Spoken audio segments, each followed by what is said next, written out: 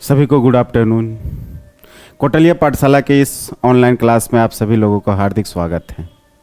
आज का क्लास पिछले ही क्लास को रिपीट किया जाएगा, क्योंकि पिछले लाइव क्लास में जो क्लास हो रही थी उसमें टेक्निकल प्रॉब्लम के कारण सही रूप में क्लास कंप्लीट नहीं हो पाया, जिसमें वीडियो और ऑडियो दोनों प्रॉब्लम चल रहा था। ऑडियो तो कुछ सही था लेकिन वीडियो बहुत प्रॉब्लम चल रहा था। इसीलिए आज की इस क्लास में जो टॉपिक 1 संसाधन का प्रारंभ किया गया था, उस टॉपिक में पिछले क्लास में झारखंड के वन प्राणी संरक्षण के बारे में आप लोग को पूरा विस्तृत जानकारी दिया गया था। उसी टॉपिक को आज पुनः प्रारंभ करते हुए आज इस क्लास में इस वन प्राणी संरक्षण को पूरे विस्तार से चर्चा करके वन संसाधन के टॉपिक को आज समाप्त करने का प्रयास किया जाएगा। इसीलिए आज पुनः उसी क्लास को प्रारंभ किया जाता है और आज इस क्लास में वन जीवों से संबंधित झारखंड में उसी के बारे में पूरी जानकारी दिया जाएगा। तो आज का क्लास प्रारंभ करते हैं।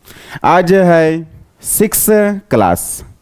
आज का जो क्लास है वो 6 क्लास है वन संसाधन का, जिसमें आपको जान रहे हैं कि कौन सा बैच चल रहा है।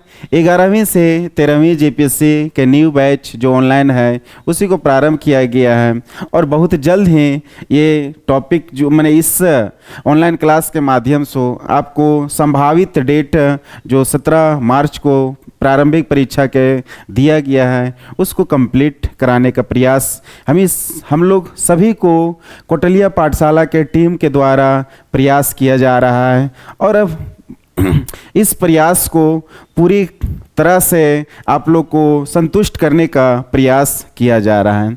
इसमें आज इस प्रारंभ करते हैं झारखंड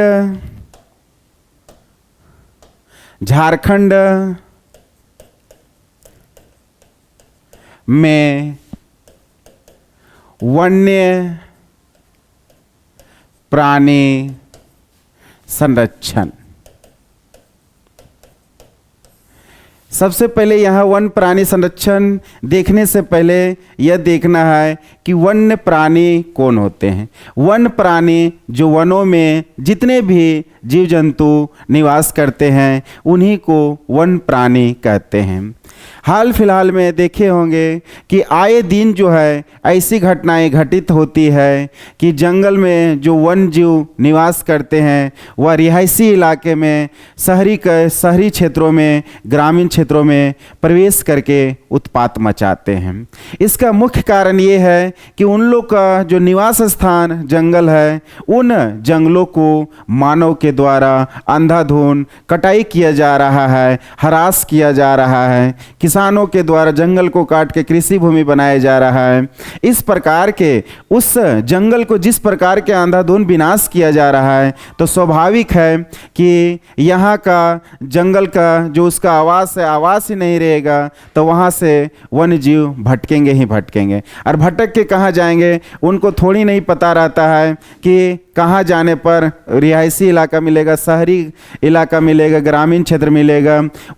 इसलिए जो है उन लोग अपने आवास से निकल जाता है, क्योंकि उन लोग को आवास तो मानव के द्वारा तोड़ा जा रहा है, हरास किया जा रहा है, वनों का विनाश किया जा रहा है। अंधाधुंध विवेकपूर्ण रूप से कुछ माने वनों की कटाई नहीं हो रही, वनों का देखभाल नहीं हो रहा है। इसलिए जो है आए दिन वन्य जीवों को आक्रमण जो है ना ग्रामीण क्षेत्रों में बढ़ते जा रहा है। हाथियों का आक्रमण होता है, कभी जंगली जीव जो है वहाँ पर प्रवेश करके जो है उत्पात मचाता है। तो ये समस्याएं उत्पन्न हो रही है वनों के ह्रास। तो पिछले क्लास में आप लोग को बताए थे वन प्रबंधन में बताए थे वनों को कटाई से बचाना, वनारोपण करना और वन संरक्षण करना। उसी के लिए जो है उन्हीं कार्यों से हम किसे संरक्षित कर सकते हैं, वन जीवों को संरक्षित कर सकते हैं। क्योंकि वन जीव जब रहेंगे तभी जो है पर्यावरण संतुलन हो पाएगा। क्योंकि क्योंकि वन्य जीव नहीं रहेंगे, वो विलुप्त हो जाएंगे। तो सारा पूरा प्रक्रिया जो है ना, जो पूरा आपका पर्यावरण है, पर्यावरण के साथ पूरे जैव विविधता जो है, वे सारे जो है पर्यावरण से जुड़े हुए हैं। और ये पृथ्वी जो है केवल मानव का ही निवास के लिए स्थान नहीं है, सभी जीव जंतु पेड़ पौधे सभी के लिए यहाँ पर निवास योग्य स्थान है। तो सभी का अपने अपने स्थान पे सुरक्षित भयमुक्त वातावरण में निवास करने का सभी का अधिकार हो, या तो मानव हो या अन्य जीव जंतु हो, सभी को निवास करने का अधिकार है।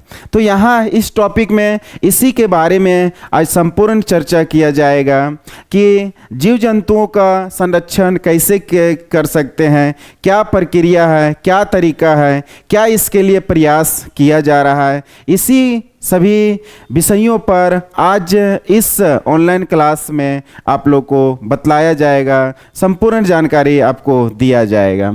तो आज यहाँ पर देखते हैं वन प्राणी संरक्षण। तो ये समझ गए, जो प्राणी है वनों में वन प्राणी कहते हैं, उन्हीं के जो संकटग्रस्त है, जो लुप्त प्राय हैं, जो भय के वातावरण में निवास कर रहे हैं, उन्हीं को हमको संरक्षण देना है। क्योंकि भावी पीढ़ियों को उन जीव जंतुओं को बचा के रखना भी मानव का उत्तरदायित्व है, मानव का ही कर्तव्य है।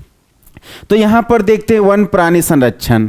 अब जो तो वन प्राणी संरक्षण के लिए यहाँ पर भारत में 1972 ईस्वी में वन्य प्राणी संरक्षण अधिनियम, वन प्राणी संरक्षण अधिनियम लाई गई। इस अधिनियम के माध्यम से वन जीव जंतुओं को कानूनी रूप से संरक्षित करने का प्रावधान किया गया। इसके बाद, इस अधिनियम के बाद कई जीव जंतुओं को संरक्षित करने के लिए परियोजना चलाई गई, जैसे बाघ परियोजना चलाया गया, हाथी परियोजना चलाया गया, बहुत सारे परियोजनाएं चलाई गई।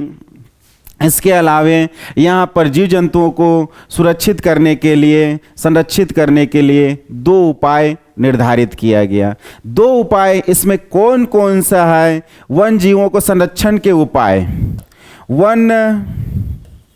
वन्य जीवों के संरक्षण के उपाय, वन जीवों के संरक्षण के उपाय। कितने उपाय हैं? तो 2 उपाय हैं। पहला 100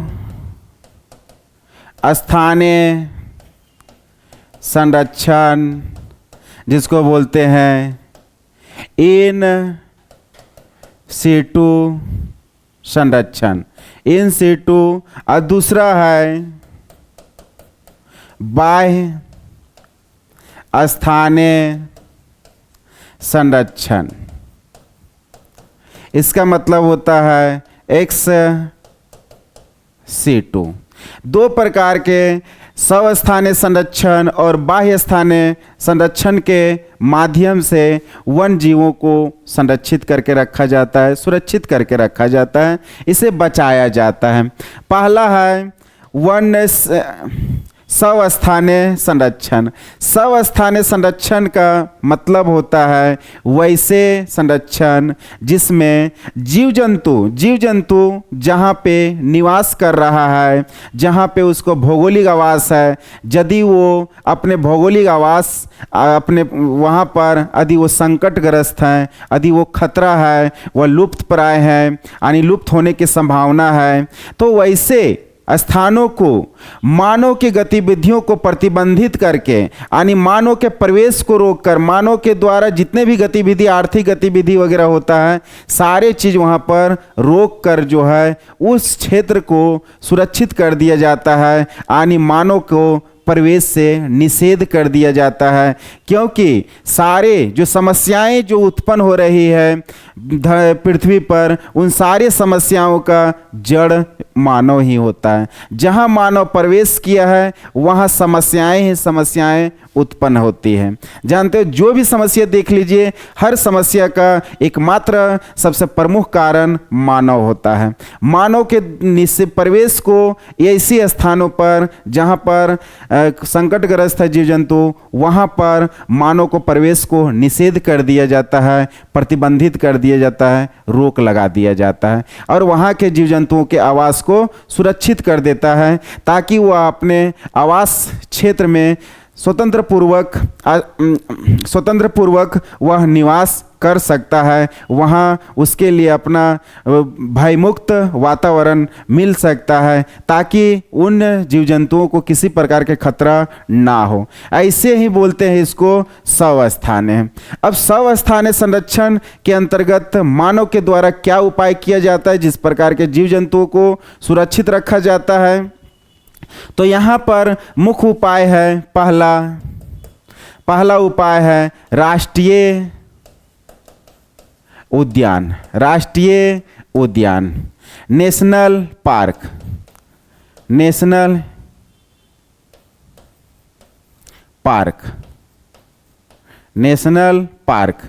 दूसरा आपका है वन्य जीव अभयारण्य,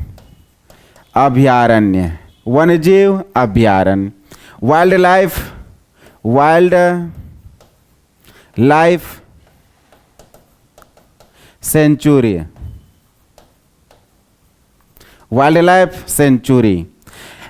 इस प्रकार के राष्ट्रीय उद्यान और वन जीव अभयारण्य बनाकर वन जीवों को उसी के स्थान पे संरक्षित किया जाता है। इसके अलावे यहाँ पर तीसरा भी एक है पक्षी अभयारण्य। तीसरा आपका जो है पक्षी अभयारण्य, ये भी आता है, लेकिन मुख्य रूप से आपका पहला और दूसरा ही स्वस्थानीय संरक्षण में शामिल किया जाता है। नेक्स्ट है आपका बाह्य स्थानीय संरक्षण। बाह्य स्थानीय संरक्षण वैसी संरक्षण की प्रक्रिया है जिसमें यदि किसी निवास स्थान पे वहाँ के जीव जंतु संकटग्रस्त है तो उन जीव जंतुओं को वहाँ पर किसी प्रकार से यदि वो विलुप्त होने की संभावना है, यदि वहाँ पर किसी प्रकार के सुरक्षा मानव के द्वारा भौगोलिक रूप से नहीं दिया जा सकता है और यदि वो संकटग्रस्त है तो उन जीव जंतुओं को उसके मूल स्थान से, प्राकृतिक स्थान से उसे वहाँ से उठाकर दूसरे स्थान पे रख दिया जाता है और वहाँ पर उसको संरक्षित किया जाता है। वैसे ही संरक्षण के उपाय को बोलते हैं बाह्य स्थानीय संरक्षण, यानी उसके मूल स्थान से उसे हटाकर दूसरे स्थान पे रखा जाता है। जैसे हजारीबाग, यहाँ पर कोई जंगल में कोई वैसा जीव जंतु जो संकटग्रस्त है, यहाँ पे यदि नहीं बचाया जा सकता है तो उसे दूसरे स्थान पे, जैसे चतरा में जंगल ज़्यादा है, वहाँ पर जाके उसे संरक्षित कर दिया जाता है। तो ऐसे ही उपाय को आपको बाह्य स्थानीय संरक्षण, यानी उसका जो स्थान था उससे बाहर ले जाकर जाके दूसरे स्थान पे उसको संरक्षित किया जाता है। तो इसी को बोलते हैं बाह्य स्थानीय इन सिटू संरक्षण, कंजर्वेशन।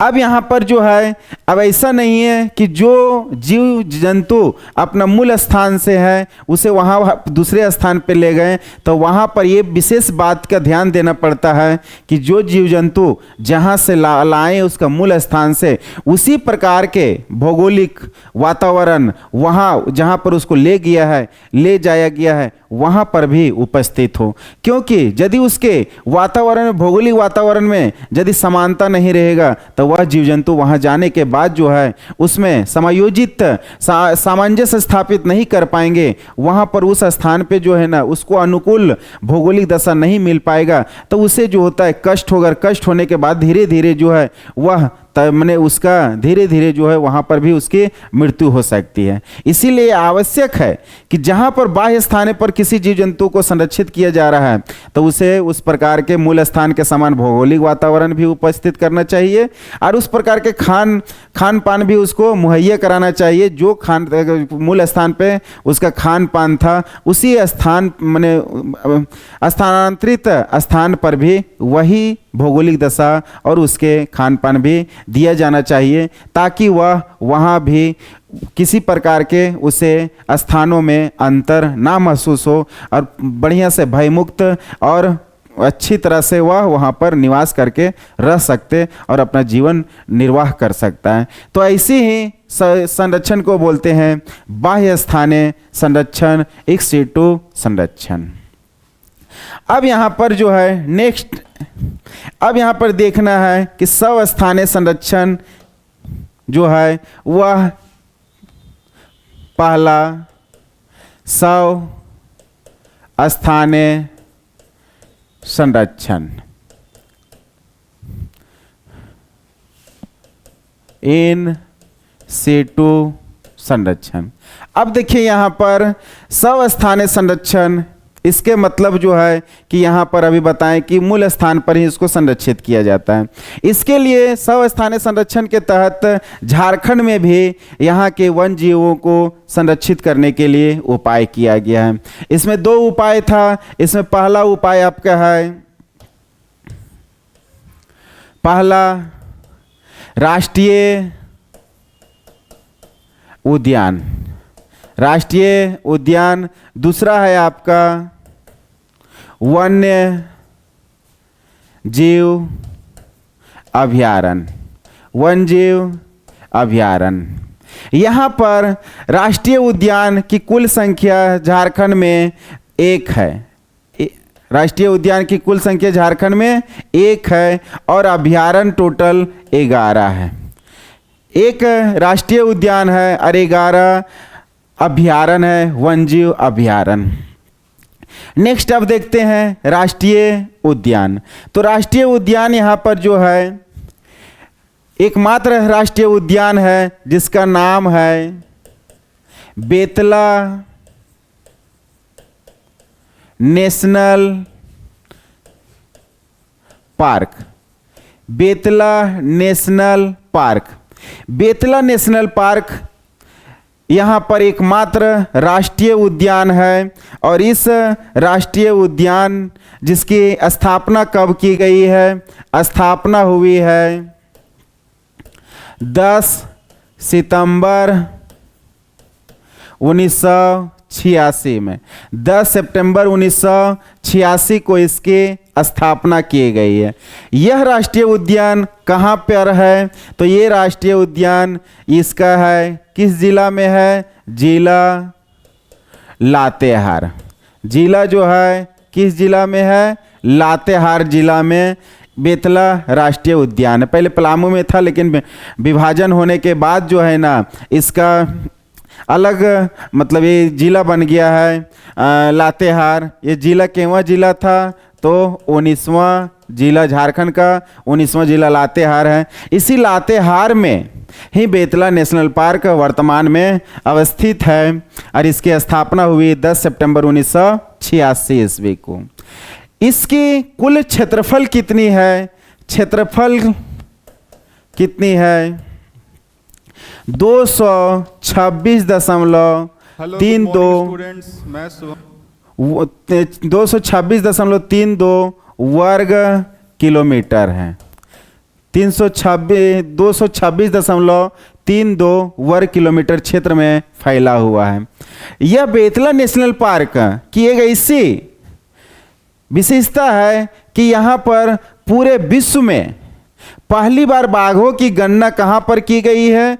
तो बेतला नेशनल पार्क में पहली बार बाघों की गणना यहीं पर गणना बेतला नेशनल पार्क में किया गया है। कब किया गया है? तो 1932 ईस्वी में। 1932 ईस्वी में बेतला नेशनल पार्क के माने यहाँ पर पूरा विश्व में जो है पहली बार बाघों की गणना जो है बेतला नेशनल पार्क में किया गया है। यहाँ पर बेतला नेशनल पार्क में 1973-74 में 1973 तिहत्तर चौहत्तर में 1973-74 में बाघ परियोजना प्रारंभ किया गया है। बाघ परियोजना प्रारंभ किया गया है।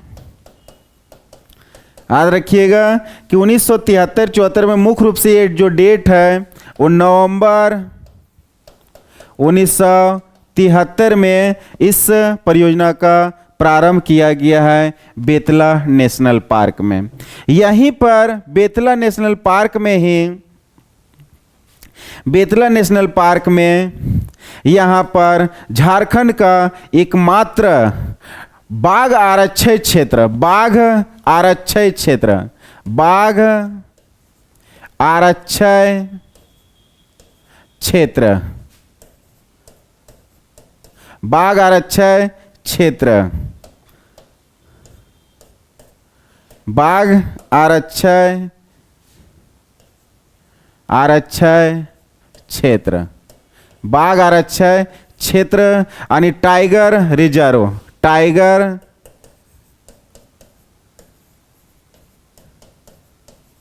टाइगर रिजर्व जो है यहाँ पर चलाया गया है। टाइगर माने बाघों को संरक्षण के लिए बाघ आरक्षित क्षेत्र जो है एकमात्र झारखंड का, यह जो है झारखंड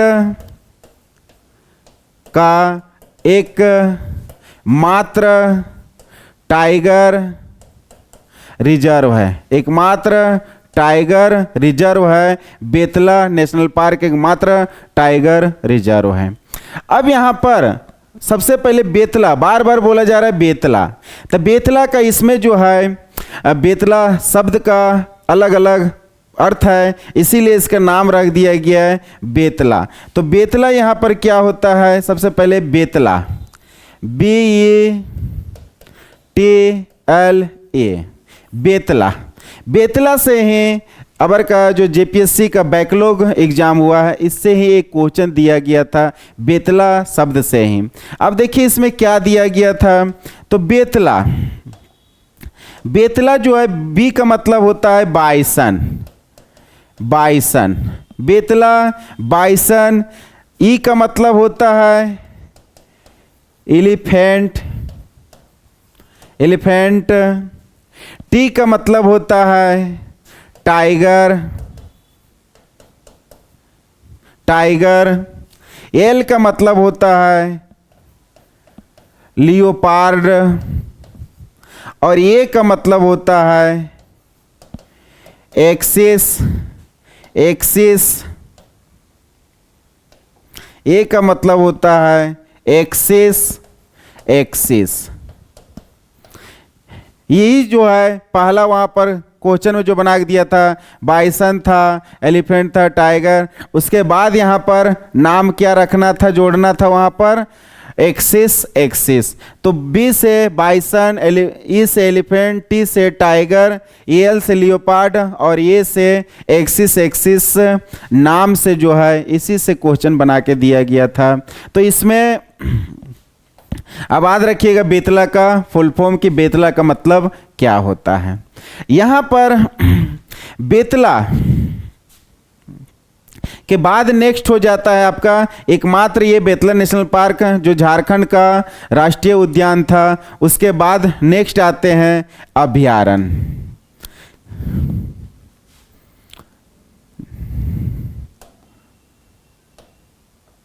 झारखंड में कुल अभयारण्य, कुल अभयारण्य,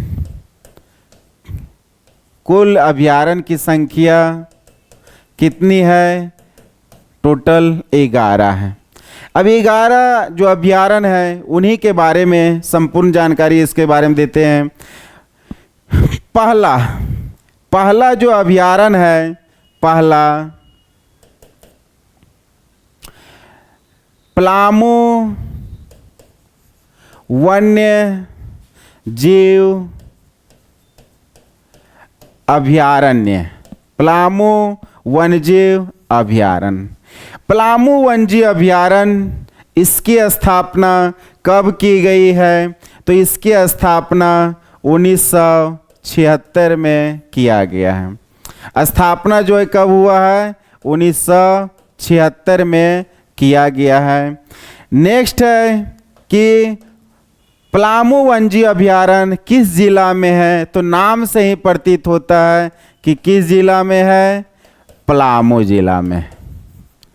किस जिला में है? तो पलामू जिला में है। नेक्स्ट है इसमें पलामू वन्यजीव अभयारण्य में, ये झारखंड का एकमात्र जो अभयारण्य राष्ट्रीय स्तर का है। एकमात्र राष्ट्रीय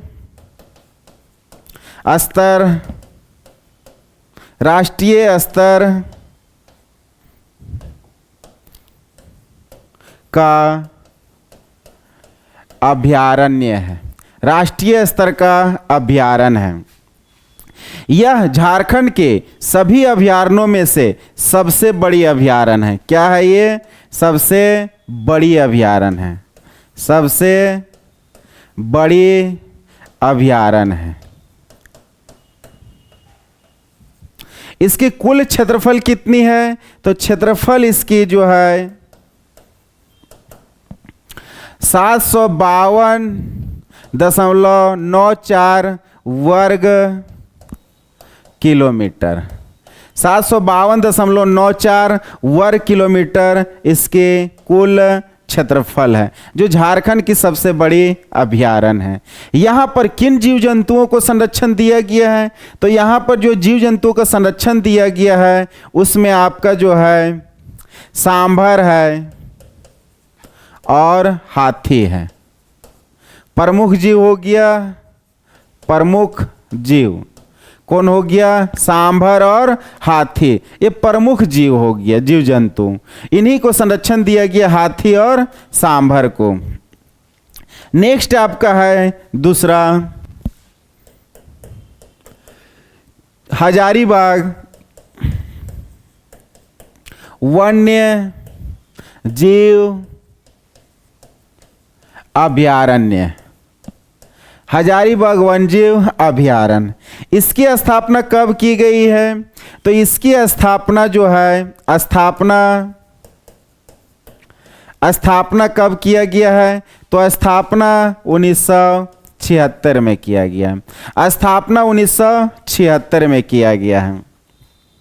इसका ये जो झारखंड का जो है ना तीसरी सबसे बड़ी अभयारण्य, तीसरी सबसे बड़ी अभयारण्य है। तीसरी सबसे बड़ी अभयारण्य है। अब इसकी कुल क्षेत्रफल कितनी है? तो इसकी कुल क्षेत्रफल जो है 186.25 वर्ग किलोमीटर। 186.25 वर्ग किलोमीटर इसके कुल क्षेत्रफल है। अब यहाँ पर किन जीव जंतुओं को संरक्षण दिया गया है? यह हजारीबाग जिला में है। किस जिला में है? हजारीबाग जिला में है। जिला हो गया हजारीबाग। हजारीबाग में लोग इसे नेशनल पार्क के नाम से जानते हैं, लेकिन नेशनल पार्क ये नहीं है, वाइल्ड लाइफ सेंचुरी है, वन्यजीव अभयारण्य है। ये हजारीबाग में है। इसकी स्थापना जो है झारखंड में सबसे पहले जीव माने जितने भी अभयारण्य है सभी अभयारण्यों में सबसे पहले किसकी स्थापना किया गया है? तो हजारीबाग वन्यजीव अभयारण्य का सबसे पहला झारखंड के वन्यजीव अभयारण्य है। वन्यजीव अभयारण्य है, पहला वन्यजीव अभयारण्य झारखंड का, इसकी स्थापना किया गया है। इसमें किन जीव जंतुओं को संरक्षण दिया गया है? तो इसमें आपका जो है प्रमुख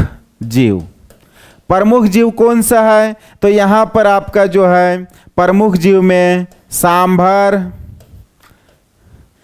तेंदुआ, तेंदुआ और हिरन। कौन कौन है? सांभर है, तेंदुआ है और हिरन को यहाँ पर संरक्षण दिया गया। सांभर, तेंदुआ और हिरन, इन्हीं जीव जंतुओं को यहाँ पर संरक्षण दिया गया है। नेक्स्ट आपका तीसरा है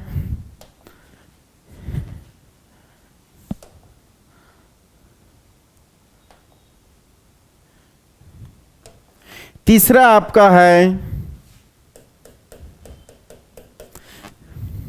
दलमा वन्यजीव अभयारण्य। दलमा वन्यजीव अभयारण्य, यह अभयारण्य कहाँ पर है? तो जिला कौन सा है? जिला आपका जो है पूर्वी सिंहभूम। जिला आपका यहाँ पर पूर्वी सिंहभूम जिला है। पूर्वी सिंहभूम में लेकिन कुछ सरायकेला खरसावां में भी इसका विस्तार है, लेकिन मुख्य रूप से इसके ज़्यादा जो है एरिया पूर्वी सिंहभूम जिला में। तो ये पूर्वी सिंहभूम जिला में ये इसका विस्तार है। इसकी स्थापना कब हुई है? स्थापना इसके 1976 में हुआ है। पलामू वन्यजीव अभयारण्य के बाद दूसरा यही अभयारण्य दलमा, जिसकी स्थापना की गई है, और इसकी स्थापना कब की गई? 1976 में किया गया है। इसमें इसका ये जो अभयारण्य है, इसमें किन जीव जंतुओं को संरक्षण किया गया है? तो याद रखिएगा, यहाँ पर हाथी, तेंदुआ, तेंदुआ और हिरन। हाथी, तेंदुआ और हिरन प्रमुख जीव। प्रमुख जीव कौन है? हाथी, तेंदुआ और हिरन को यहाँ पर संरक्षण दिया गया है।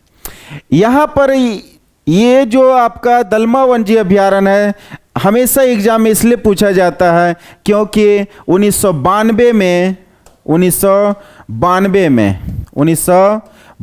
में यहाँ पर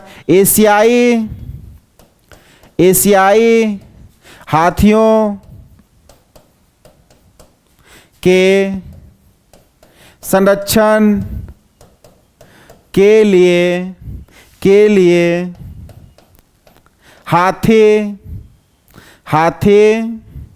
संरक्षण के लिए हाथी परियोजना चलाई गई है। हाथी परियोजना चलाई गई है 1992 ईस्वी में। यही पे अभयारण्य में 26 सितंबर 2001 को 26 सितंबर 2001 ईस्वी को हाथी आरक्षण एलिफेंट रिजर्व, हाथी आरक्षण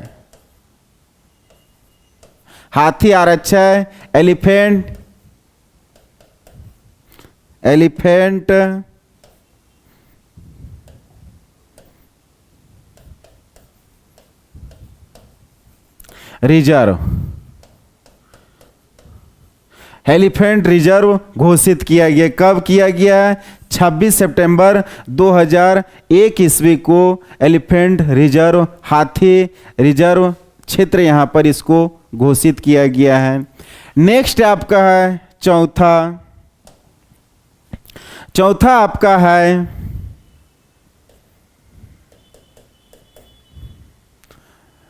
महुआ डांड़ भेड़िया वन्यजीव अभयारण्य। महुआ डांड़ भेड़िया वन्यजीव अभयारण्य। महुआ डांड़ भेड़िया वन्यजीव अभयारण्य कहाँ पर है? तो महुआ डांड़ भेड़िया वन्यजीव अभयारण्य की स्थापना कब की गई है? 1976 में। सबसे पहला अभयारण्य जो है हजारीबाग की स्थापना किया गया, उसके बाद दलमा का किया गया, उसके बाद स्थापना जिसका किया गया महुआ डांड़ भेड़िया वन्यजीव अभयारण्य, इसकी स्थापना की गई 1976 ईस्वी में। अब 1976 में इसकी स्थापना की गई, तो किस जिला में किया गया, तो जिला कौन सी है, तो जिला आपका लातेहार है। जिला आपका लातेहार जिला है, यहीं पर इसका स्थापना किया गया है। महुआ डांड भेड़िया वन्यजीव अभयारण्य में किन जीव जंतुओं को संरक्षण किया गया है, तो प्रमुख जीव विलुप्त प्राय विलुप्त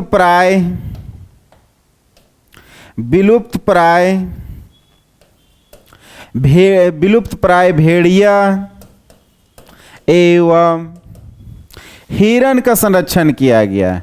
विलुप्त प्राय भेड़िया एवं हिरण का संरक्षण किया गया। बराबर इससे क्वेश्चन आता है कि महुआ डांड भेड़िया, नाम से ही प्रतीत हो रहा है क्या है, भेड़िया, इसीलिए यहाँ पर किसका संरक्षण दिया गया, भेड़िया को, और हिरण का भी यहीं पर संरक्षण दिया गया है।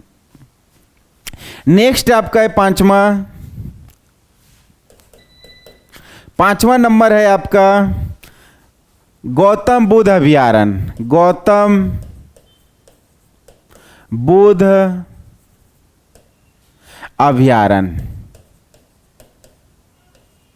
अभयारण्य गौतम बुद्ध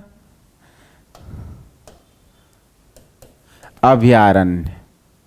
गौतम बुद्ध अभयारण्य कहाँ पर है, गौतम बुद्ध अभयारण्य जो है इसकी स्थापना कब की गई है, 1976 में। स्थापना कब की गई है, 1976 में। अब ये गौतम बुद्ध जो ये अभयारण्य है इसकी स्थापना 1976 में किया गया है, लेकिन किस जिला में वर्तमान में है, तो जिला आपका जो है यहाँ पर जिला हो गया कोडरमा। अब यहाँ पर प्रमुख जीव कौन है, प्रमुख जीव किनका संरक्षण किया गया है, तो यहाँ पर जो है आपका सांभर, चीतल एवं हिरण का जो है यहाँ पर संरक्षण दिया गया है। सॉरी, सांभर, चीतल एवं नीलगाय, हिरण तथा नीलगाय इस सब का जो है यहाँ पर संरक्षण दिया गया है। आगे आपका है 6 नंबर में आपका है तोप चाचे वन्यजीव अभयारण्य। तोप चाची वन्यजीव अभयारण्य, इसकी स्थापना कब की गई है, तो इसकी स्थापना 1978 में किया गया। 1978 में इसकी स्थापना तोप चाची वन्यजीव अभयारण्य का किया गया है। अब यह जो अभयारण्य है वो कहाँ पर है, किस जिला में है, तो जिला आपका जो है धनबाद है। जिला आपका धनबाद जिला है, याद रखिएगा किस जिला में, धनबाद जिला में। इसका यहाँ पर किन जीव जंतुओं को संरक्षण दिया गया है, तो यहाँ पर प्रमुख रूप से जो जीव जंतु है उसमें आपका तेंदुआ, हिरण, प्रमुख जीव जो है तेंदुआ, हिरण एवं जंगली भालू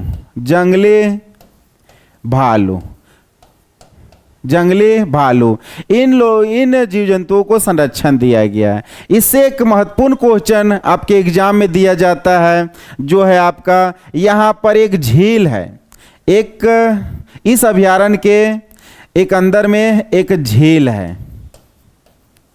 झील का नाम क्या है, हरी पहाड़ी। याद रखिएगा इस अभयारण्य के अंदर एक झील है जिसका नाम है हरी पहाड़ी। नेक्स्ट आपका है 7। 7 नंबर आपका है यहाँ पर लावालोंग। लावालोंग वन्यजीव अभयारण्य। वन्यजीव अभयारण्य, लावालोंग वन्यजीव अभयारण्य, इसकी स्थापना कब किया गया है? तो इसकी स्थापना तोपचांची वन्यजीव अभयारण्य के बाद में किया है। दोनों एक ही वर्ष में किया गया, लेकिन इसकी स्थापना 1978 में किया गया, लेकिन तोपचांची के बाद किया गया है। तो ये जो है इसकी स्थापना 1978 में कहाँ पर किया गया है? जिला कौन सी है? तो जिला यहाँ पर चतरा जिला है। जिला कौन सी है? चतरा जिला है, जहाँ पर लावालोंग वन्यजीव अभयारण्य की स्थापना किया गया है। लावालोंग वन्यजीव अभयारण्य सबसे बड़ी वन्यजीव अभयारण्य है। मतलब तीसरी, झारखंड के तीसरी सबसे बड़ी वन्यजीव अभयारण्य है। तीसरी सबसे बड़ी वन्यजीव अभयारण्य है। इसकी कुल क्षेत्रफल कितना है? तो 211 वर्ग किलोमीटर। 211 वर्ग किलोमीटर इसके क्षेत्रफल है। 211 वर्ग किलोमीटर इसके क्षेत्रफल है। तो ये तीसरी, पहला सबसे बड़ा हो गई पलामू, दूसरा, सॉरी तीसरी नहीं, ये दूसरी है। तीसरी तो आपका हो गया हजारीबाग वन्यजीव अभयारण्य, ये आपका जो है यहाँ पर दूसरी सबसे बड़ी है।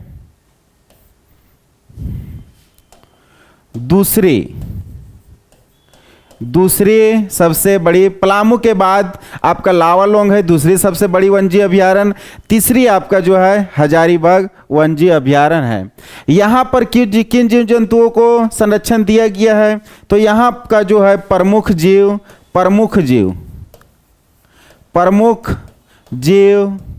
बाघ,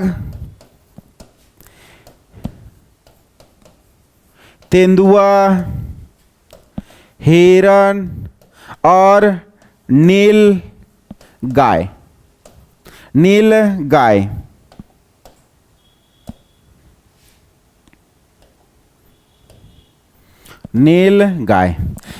यहाँ पर देखिए, इससे भी क्वेश्चन जो है जेपीएससी का जो बैकलॉग हुआ उस एग्जाम में भी इससे भी क्वेश्चन दिया हुआ था कि लावालोंग वन्यजीव अभयारण्य में किन जीव जंतुओं को संरक्षण दिया गया है? तो याद रखिएगा, बाघ, तेंदुआ, हिरण और नीलगाय, इन जीव जंतुओं को यहाँ पर संरक्षण दिया गया है। नेक्स्ट आपका है 8 नंबर। 8 नंबर में आपका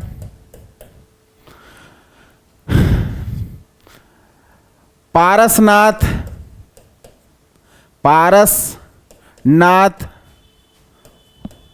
वन्यजीव अभयारण्य। पारसनाथ वन्यजीव अभयारण्य। पारसनाथ वन्यजीव अभयारण्य, यह इसकी स्थापना कब की गई है? तो इसकी स्थापना जो है 1981 में किया गया है। स्थापना इसकी 1981 में किया गया है। कहाँ पे करके, कौन से जिला में है पारसनाथ? तो पारसनाथ जो वन्यजीव अभयारण्य है ये किस जिला में है? तो याद रखिएगा, जिला का नाम है गिरिडीह। जिला का नाम है गिरिडीह जिला। गिरिडीह जिला में ये अभयारण्य अवस्थित है, ठीक ना। इस अभयारण्य में किन जीव जंतुओं को संरक्षण दिया गया है? तो यहाँ पर जो है ना, इसमें जो संरक्षण दिया गया है उसमें आपका मुख्य रूप से है प्रमुख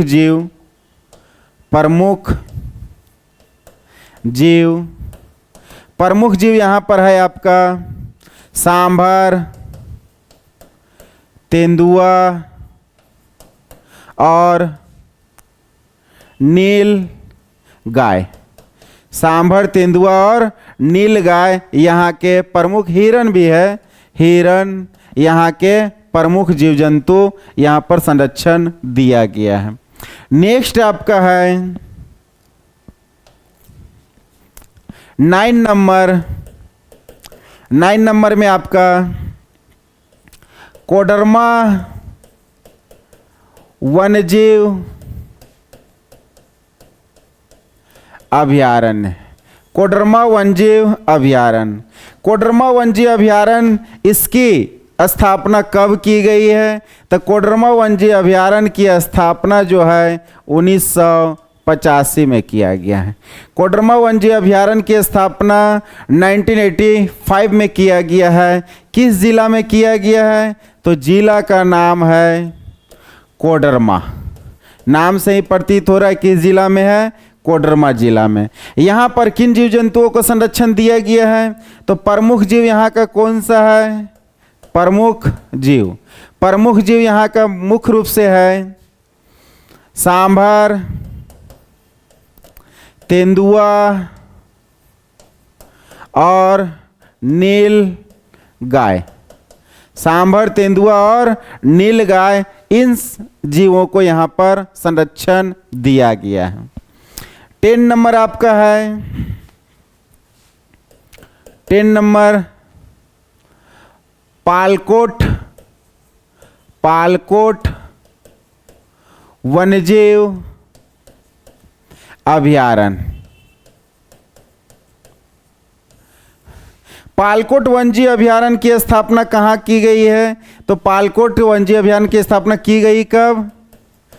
तो ये जो है 1990 ईस्वी में किया गया, 1990 ईस्वी में किया गया। कहाँ पे ये जीव अभयारण्य है? तो ये आपका गुमला जिला, कौन सा है?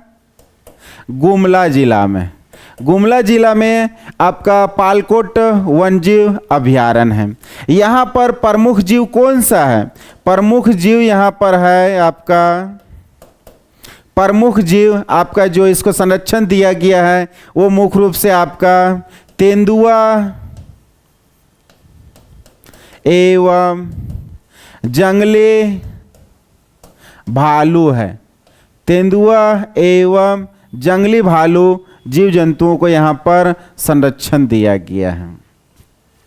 नेक्स्ट आपका है 11 नंबर उधवा झील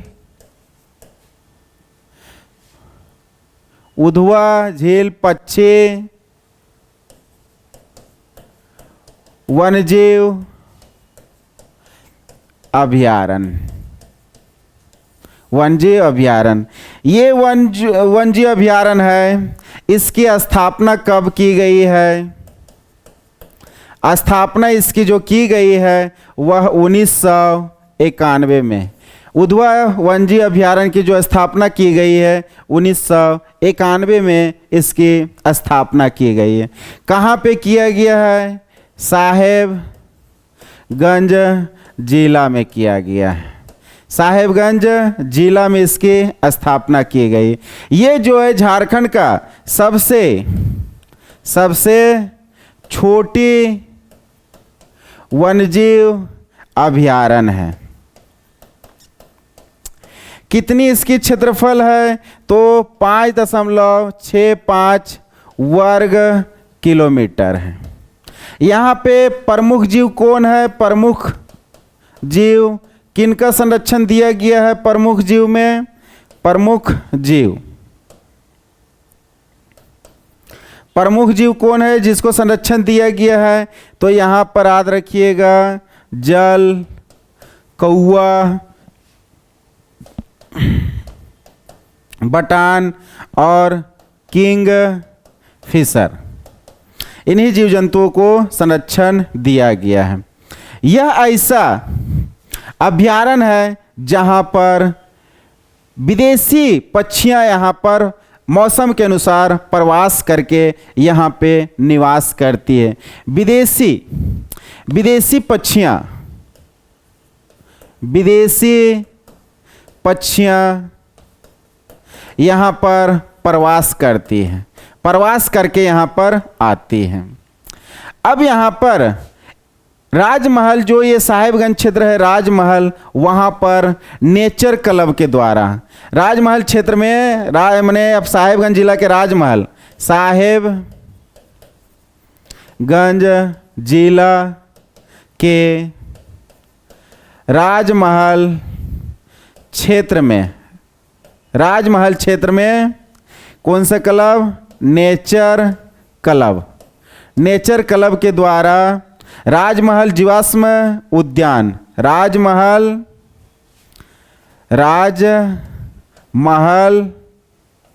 जीवाश्म उद्यान की स्थापना की गई। राजमहल जीवाश्म उद्यान माने राजमहल फॉसिल्स पार्क, राजमहल फॉसिल्स पार्क की स्थापना किया गया है राजमहल क्षेत्रों में। अब जहाँ जहाँ ये सब जो अभ्यारण्य है उनको एक मैप के माध्यम से देख लेते हैं कि कहाँ पर कौन से अभ्यारण्य हैं। तो देखते हैं यहाँ पर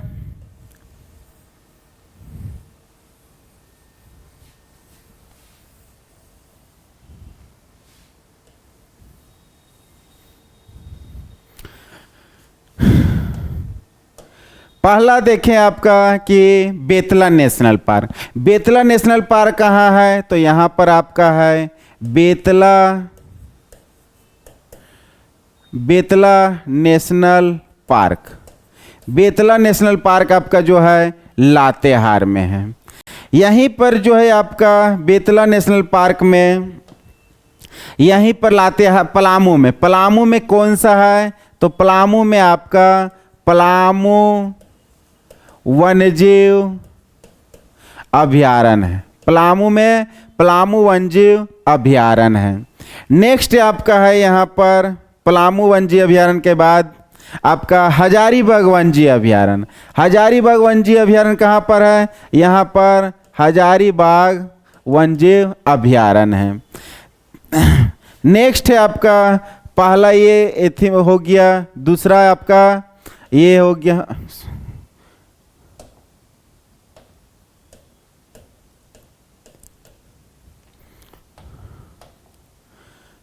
नेक्स्ट आपका यहाँ पर हो जाता है पलामू में हजारीबाग वन्यजीव अभयारण्य के बाद दलमा वन्यजीव अभयारण्य। दलमा वन्यजीव अभयारण्य यहाँ पर आपका पूर्वी सिंहभूम में है। इसके बाद आपका जो है लावालोंग कहाँ पर है? तो लावालोंग आपका जो है लातेहार में ही, यहीं पर आपका यहाँ पर महुआ टाड़, लातेहार में आपका है महुआ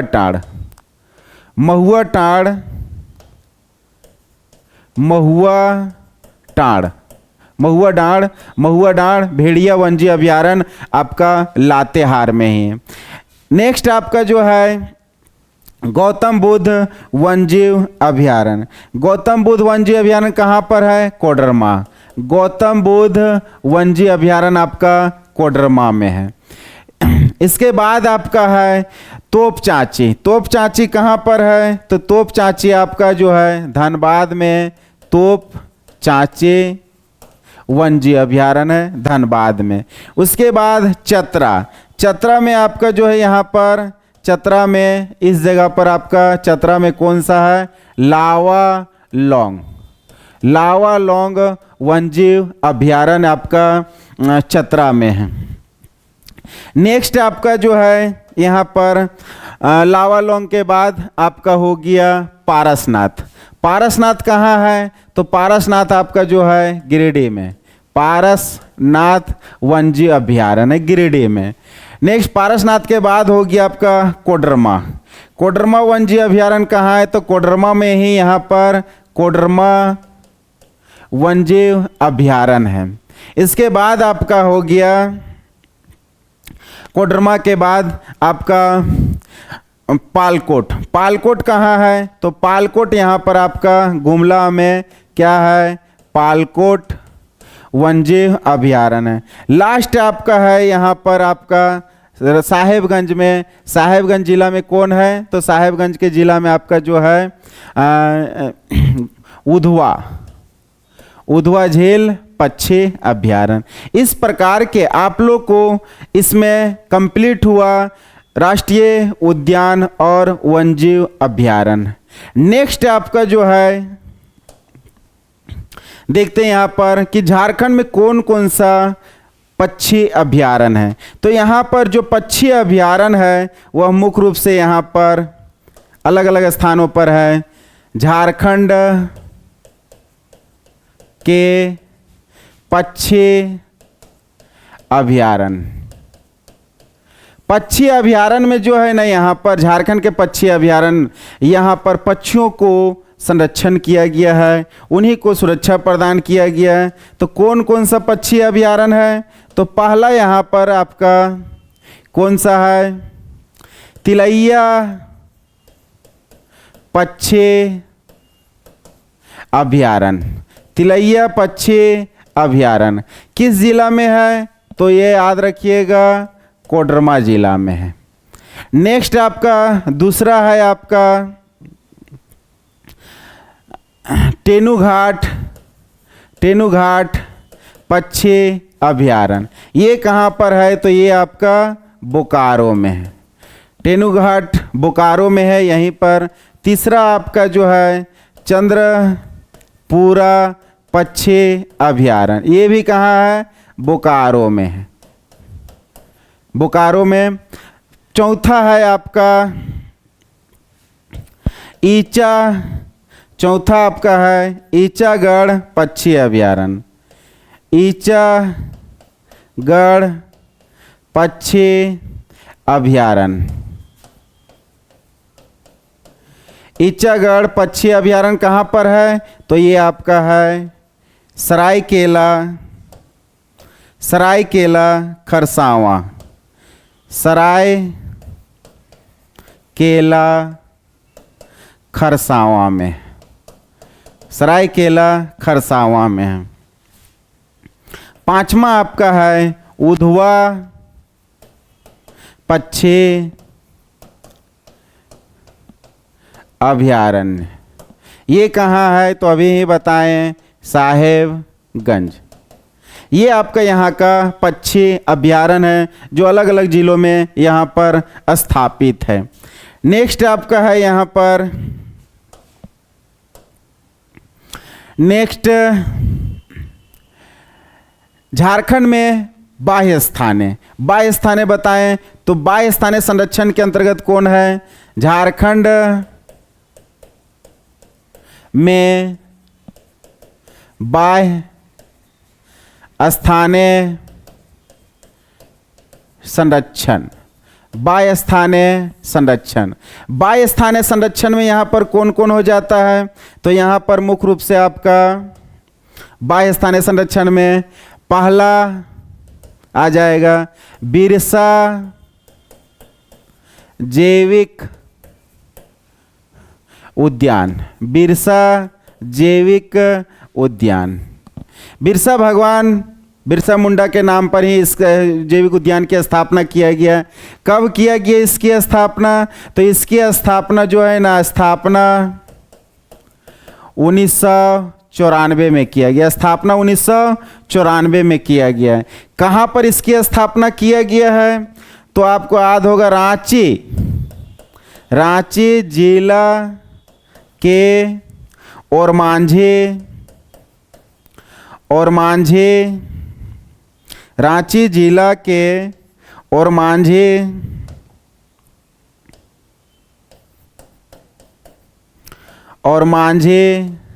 प्रखंड के सपही नदी के किनारे, नदी के किनारे, सपही नदी के किनारे बिरसा जैविक उद्यान की स्थापना की गई है। अब इस जैविक उद्यान की स्थापना जो है चिड़ियाघर के रूप में किया गया है। यहाँ पर मतलब जैविक उद्यान है, यहाँ पर फॉसिल्स पार्क है, तो यहाँ पर अन्य जीव जंतुओं के माने संरक्षण दिया गया है। ये जो है 2013 में इस उद्यान जो है ना, पहले ये छोटे था उद्यान, लेकिन इसको अपग्रेड किया गया है मध्यम श्रेणी में अपग्रेड किया गया है, अपग्रेड किया गया है। 2013 में छोटे से मध्यम माने जैविक उद्यान के रूप में अपग्रेड इसको किया गया है। 2017 ईस्वी में 2017 ईस्वी में 2017 ईस्वी में यहाँ पर एक भारत का सबसे बड़ा मत्स्य पालन माने मत्स्य मछली घर का शिलान्यास किया गया था, जो अभी प्रारंभ हो गया है। जैविक उद्यान के ऑपोजिट में देखिएगा, यहाँ पर भारत का सबसे बड़ा मछली घर की यहाँ पर स्थापना किया गया। शिलान्यास कब किया गया था? 2017 में। यहाँ पर जो है ना, इस जैविक उद्यान के अंदर ही एक बटरफ्लाई पार्क बनाया गया है। क्या है? Butterfly park. Butterfly park, butterfly park, butterfly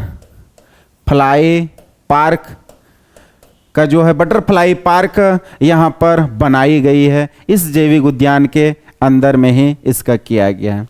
next आपका बिरसा जैविक उद्यान के बाद हो गया आपका यहाँ पर, बिरसा जैविक उद्यान के बाद दूसरा बिरसा मृग विहार। बिरसा मृग विहार, बिरसा मृग विहार जो है यह कहाँ पर है? तो बिरसा मृग विहार याद रखिएगा, ये कहाँ है?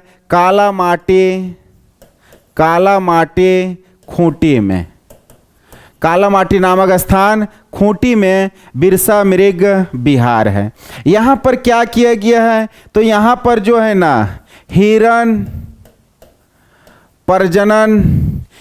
प्रजनन के प्राकृतिक आवास बनाया गया। हिरण प्रजनन के प्राकृतिक आवास यहाँ पर बनाया गया है। साथ ही यहाँ पर सांभर एवं चीतल को संरक्षण प्रदान किया गया। चीतल को संरक्षण प्रदान यहाँ पर किया गया है। नेक्स्ट आपका है तीसरा मगर प्रजनन केंद्र। मगर प्रजनन केंद्र, मगर प्रजनन केंद्र इसकी स्थापना कहाँ किया गया है? तो मगर प्रजनन केंद्र जो है मुत्तारुका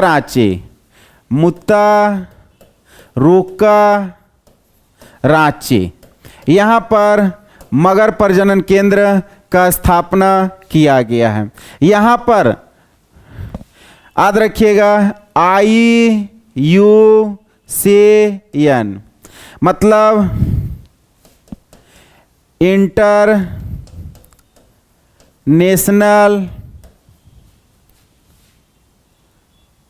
इंटरनेशनल यूनियन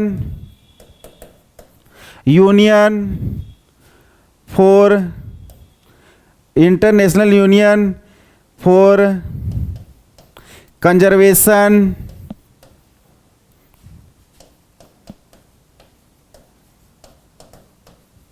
नेचर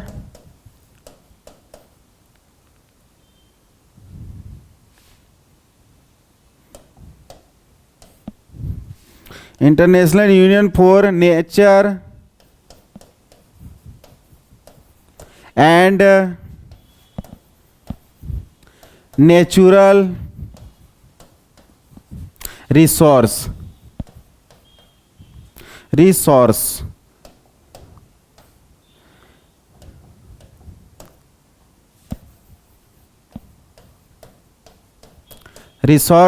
के द्वारा 1987 ईस्वी में इसकी स्थापना किया गया है। यहाँ पर देश का, भारत का 8वां गिद्ध प्रजनन केंद्र, गिद्ध प्रजनन केंद्र की स्थापना किया जा रहा है इसमें। नेक्स्ट है आपका चौथा, जवाहरलाल नेहरू जैविक उद्यान। जवाहरलाल नेहरू जैविक उद्यान, जवाहरलाल नेहरू जैविक उद्यान, इसकी स्थापना कहाँ पर किया गया है? तो इसकी स्थापना कहाँ पर किया गया है? तो बोकारो जिला में, बोकारो जिला में। यहाँ पर बोकारो जिला में इसकी स्थापना किया गया है। यहाँ पर पर्यटकों को आकर्षित करने के लिए टॉय ट्रेन वगैरह जो है यहाँ पर लगाया गया है। इस प्रकार के आज के इस क्लास में आप लोग को झारखंड में वन प्राणी संरक्षण के संपूर्ण जानकारी इस ऑनलाइन क्लास के माध्यम से दिया गया। इसलिए नेक्स्ट क्लास आज जो है आपका छठा क्लास में झारखंड के वन संसाधन और वन प्राणी संरक्षण का संपूर्ण जानकारी देकर आज इस टॉपिक को समाप्त किया जा रहा है। नेक्स्ट आपका जो नेक्स्ट क्लास रहेगा झारखंड जेपीएससी का पेपर 2 का जो क्लास रहेगी उसमें आप लोग को वन से संबंधित जानकारी, विस्तृत जानकारी आपको दिया जाएगा। उसमें संपूर्ण क्लास वन संसाधन से संबंधित रहेगा, नदी से संबंधित रहेगा। अगला टॉपिक आपको जो क्लास करवाया जाएगा इस ऑनलाइन क्लास में, तो ज्योग्राफी में आपका जो है नदी टॉपिक रहेगा, उसी के बारे में आपको संपूर्ण जानकारी दिया जाएगा। आज इस क्लास में सभी लोगों को जुड़ने के लिए धन्यवाद।